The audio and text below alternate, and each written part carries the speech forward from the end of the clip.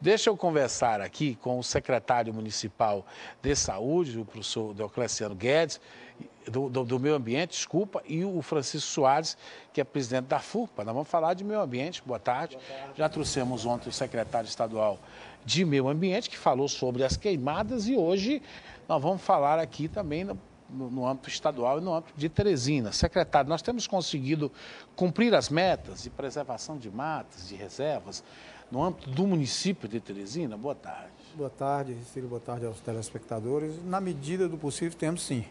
Obviamente, muitas áreas estão sendo agregadas com esses novos loteamentos e essas ainda precisam de um cuidado melhor, tá certo? Porque toda vida que aparece um novo loteamento, fica uma área verde destinada ao município. E precisa que esse documento seja transferido para o município, seja realmente averbado em nome do município, para que a gente possa, mas as áreas que já estavam há muito tempo no município têm suas dificuldades, como do resto na questão da administração pública, mas na medida do possível a gente está tomando conta delas. Vamos para uma instituição não governamental. Nós temos o que comemorar, professor Soares, nesse dia do meio ambiente? Nada, não temos nada a comemorar. Aproveitamos esse dia para uma grande reflexão, uma vez que todo dia se tem denúncia de carvoaria, de queimada, de poluição, de desmatamento, e falta os nossos 2 rios morrendo a cada dia, e falta políticas públicas para recuperar mata ciliar, reflorestar e conter a poluição, para acabar com esse estado crítico que se encontra, principalmente a preservação ambiental, a nível de município e a nível de estado. A nível de município também, professor? Você acha que em Teresina há... Porque nós só temos Teresina com 800 mil habitantes, nós só temos 17% de esgotamento sanitário. Então nós precisamos ter pelo menos uma cobertura de 80% de esgotamento sanitário e aumento também das galerias, da rede de galerias pluviais. Quando Teresina tiver 80% de todas as residências interligadas ao sistema de esgotamento, nós vamos ter melhor qualidade de vida. A poluição do rio Parnaíba e Puti vão reduzir consideravelmente. Os aguapés não vão mais aparecer nos rios Puti, que aparecem todos os anos. E com isso, vai reduzir as doenças de veiculação hídrica, como hepatite, meningite, que são causadas principalmente pela falta de infraestrutura de esgotamento sanitário. E mais os aterros sanitários. Teresina não tem um aterro sanitário, tem um aterro controlado. Então nós precisamos ter pelo menos 2 aterros sanitários para resistir o crescimento de Teresina, pelo menos uma expectativa de 20 anos. Estamos buscando essas soluções, secretário? Não, a prefeitura tem buscado significativamente, mas a questão, inclusive a questão hoje de aterro sanitário, tem 2 empresas que estão tentando se instalar, uma em Teresina e uma em Altos, e que são responsáveis, poderão receber todos os resíduos de Teresina, porque na realidade elas são central de tratamento de resíduos sólidos, onde cada unidade trata especificamente de um resíduo. Tem uma unidade com galpão para tratar só do resíduo doméstico, tem uma só para resíduo industrial, tem outra só para o resíduo hospitalar, outra só para material eletroeletrônico, e assim você dá um tratamento adequado e dentro das normas. Eu quero só dizer o seguinte, o meu amigo Soares aqui, desde quando ele entrou na universidade, ele deve lembrar, que nós não tínhamos a oportunidade de ter um debate desse sobre o meio ambiente. Uhum. Então, para mim, já teve um avanço muito grande no meio ambiente. Hoje, ter a preocupação sua, Silas, da maioria dos repórteres, de outros, tá certo? Com a questão ambiental, levantando esse tema e discutindo esse tema. Para mim, isso já foi um ganho significativo. Uma outra coisa, a minha geração, a geração do Soares, não estava muito preocupado com o meio ambiente, não. Nosso comportamento era ecologicamente totalmente contrário às questões ambientais. Hoje você já vê uma criança chamando a atenção do avô, do pai. Quer dizer, nós temos que comemorar no Dia do Meio Ambiente a consciência ambiental que tem melhorado significativamente. Quem comete um crime ambiental hoje, com certeza, Silas, ele comete sabendo que está fazendo uma coisa errada, o que ninguém sabia no passado. No passado, o cara jogava uma lata dentro do rio, uma lata de cerveja e achava aquilo mais natural. Hoje, se o cara faz, ele sabe, eu fiz, mas sei que estou errado. Então, só isso, para mim, já é um ganho na questão da educação, porque eu defendo muito mais pelo lado da educação. O cidadão está dizendo aqui, Silas e o secretário, Teresina está sendo devastada pela construção de moradias, de edifícios, sem se falar nas margens dos rios. alguém precisa fazer alguma coisa. Você concorda, professor, por exemplo? É verdade. O que nós defendemos e que é o correto é um programa de revitalização da bacia do Rio Parnaíba, que incorpora todos os rios, Parnaíba, Puti, o Rio Balsa do lado do Maranhão, que aí vem esgotamento sanitário, vem a recuperação das matas ciliares, vem um programa de educação ambiental, aquele nosso programa também da Lagoa do Norte também serão beneficiados. Enfim, o que nós precisamos é políticas públicas mesmo e recursos orçamentários para que os projetos possam ser executados de preservação. O Rio Parnaíba, que tem quase 1.500 quilômetros de extensão, aguarda o quê? Ações. Precisa que a cidade ribeirinha, tanto do lado do Maranhão quanto do Piauí, tenha um esgotamento sanitário. E uma lei que trata sobre resíduos sólidos, até 2014, todos os municípios terão que estar adequados com o seu aterro sanitário. Vai reduzir a carga de lixo dentro dos 2 rios e da bacia do Rio Parnaíba.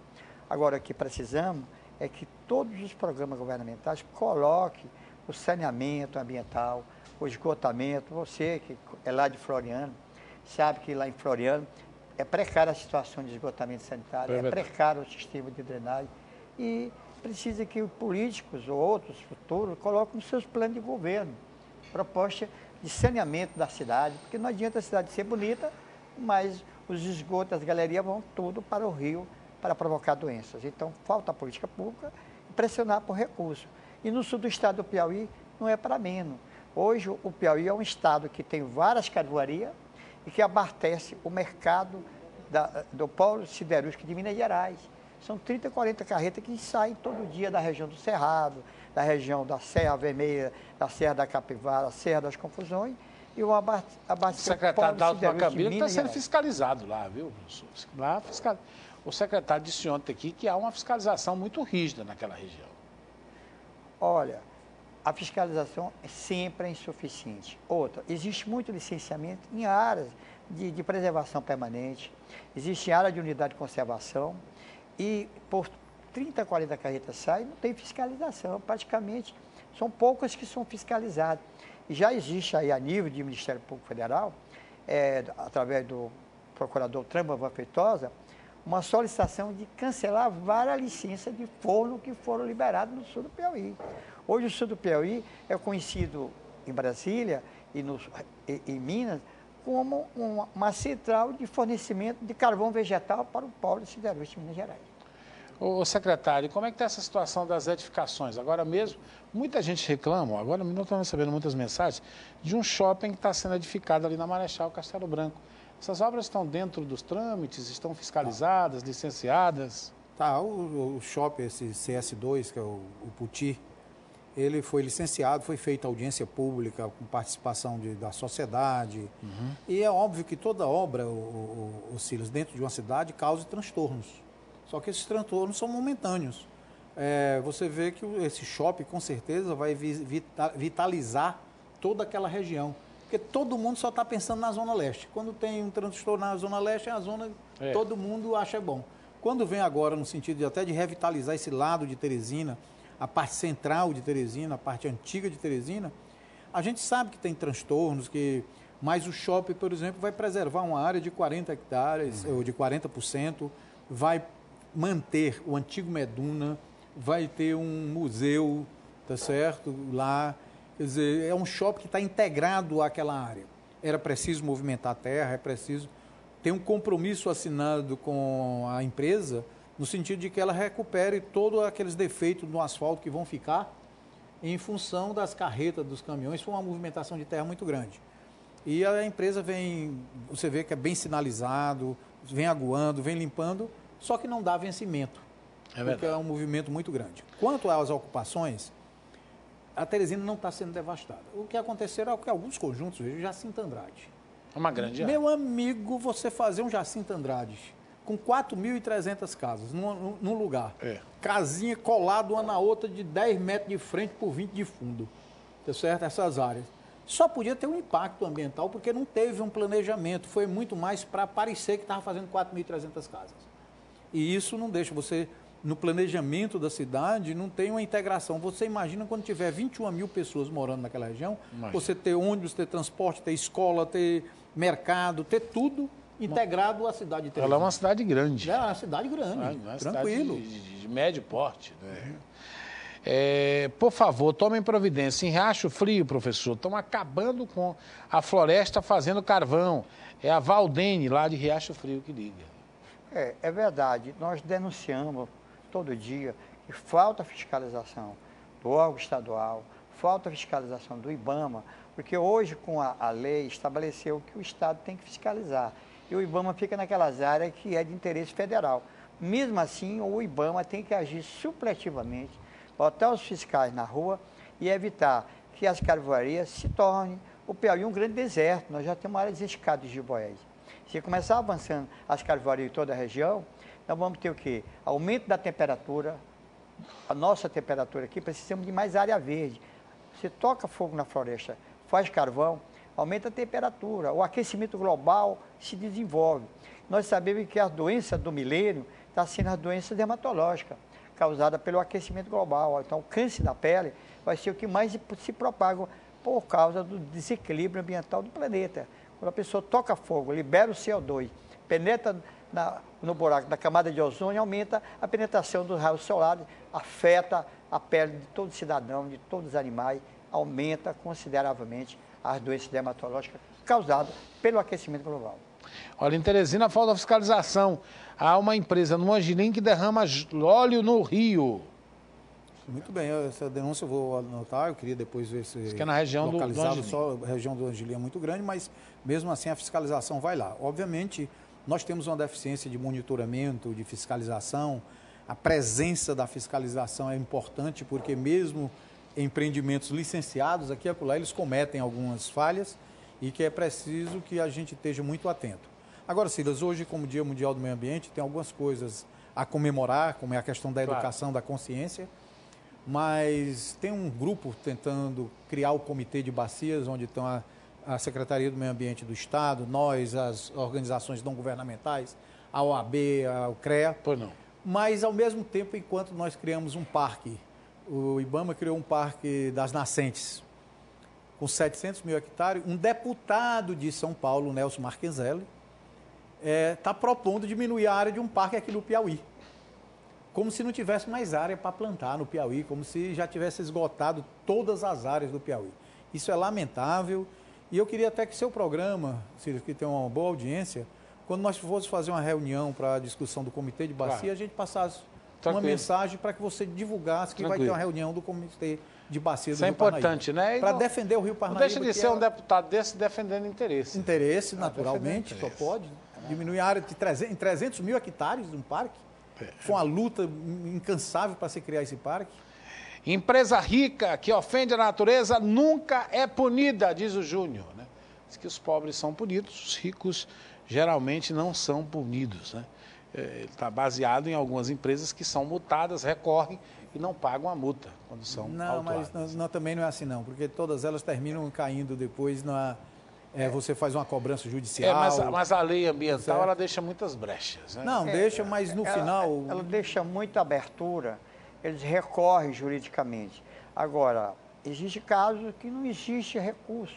O que está faltando mesmo é mais fiscalização para atuar em cima desses predadores da natureza e cobrar. E agora mesmo no Rio de Janeiro, aquela Chevron que derramou óleo na Bacia de Campo, foi aplicada uma multa de 50 milhões de reais pelo IBAMA, pelo derramamento. Mas nós cobramos lá no CONAMA que também seja indenizado os pescadores. Esqueceram os pescadores, Sila, que foram afetados pelo derramamento de petróleo lá. O subprocurador da República foi ao CONAMA e disse que não tinha recebido nenhuma reclamação. Diga, porque o senhor não come peixe. Se o senhor comer esse peixe, o senhor está vendo que o peixe está chegando, faltou e está contaminado. O que precisa é ver o trabalhador, que é o pescador, que foi também afetado, e é afetado muitas vezes quando há um derramamento de óleo no rio, que prejudica a pesca. Isso tem que ser observado. 1 litro de óleo de cozinha contamina 1 milhão de litros de óleo d'água, viu? Que coisa. Isso aí só para ter ideia. Cidadão Sassolino, lembrando que em Floriano teve recentemente, é verdade, um projeto de saneamento que saneou cerca de mais de 50% da cidade. Ainda a obra está inacabada, porque não houve as interligações de esgotos a essa obra. Né? Houve até uma discussão na Câmara Municipal daquele município no final de semana passado, mas houve uma melhoria considerável, pelo menos a obra está feita, ainda não houve no interligado. Pois não. Me permite? Na questão do saneamento básico, o Piauí como um todo, se você olhar, quase todos os municípios que estão margeando o rio Parnaíba, tanto do lado do Piauí como do Maranhão, receberam o recurso da Codevasf ou de outro órgão federal para fazer saneamento básico, começando por Santa Filomena, que hoje já está praticamente saneado. Teresina deve chegar em julho do ano que vem com 50%. Hoje já está com 23%. O pacto do governo federal 21%. colocou que teria que ter esgotamento sanitário na cidade de Ribeirinho, mas isso melhorou na prática bastante. mesmo não aconteceu, Cílio. Não aconteceu em Porque muitas Timon, cidades. por exemplo, tem 0% de esgotamento sanitário. Teresina tem 17%. Tem 21% já. A recuperação da floresta não sim. aconteceu. Então, o que nós precisamos aqui, a proposta de Teresina ou qualquer cidade floriana, tem que ser uma cidade planejada para o futuro, uma cidade legal, uma cidade que tenha o quê? Ruas, ciclovia, que tenha esgotamento sanitário e que o loteamento urbano tenha área verde já consolidada. Se ela estiver degradada, o empreendedor do loteamento tem que deixar logo a área já consolidada, plantada, não para deixar para depois para a prefeitura. A prefeitura plantar é uma coisa que ele ganhou dinheiro para vender o lote. Senhores, muito obrigado, mas eu acho que nós já estamos, a consciência da preservação do meio ambiente melhorou e muito. Melhorou e muito. Nós temos que comemorar, sim. Boa tarde, senhores. Boa tarde, muito obrigado. Boa tarde. Muito obrigado, muito obrigado.